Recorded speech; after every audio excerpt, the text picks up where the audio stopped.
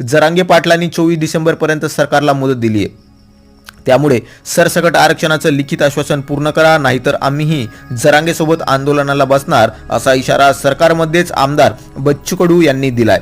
भाजपच्या मेळाव्यातून फडणवीसांनी शरद पवार आणि ठाकरे गटावर निशाणा साधतानाच आगामी निवडणुकीवर देखील भाष्य केलं. भाजप, शिंदे गट आणि अजित पवार गटासोबत एकत्र लढणार असून तुमच्या मनात आहे तेवढ्या जागा लढणार, असं सांगताना जागा वाटपात मोठा भाऊ भाजपच हेही फडणवीसांनी सूचित करण्याचा प्रयत्न केला.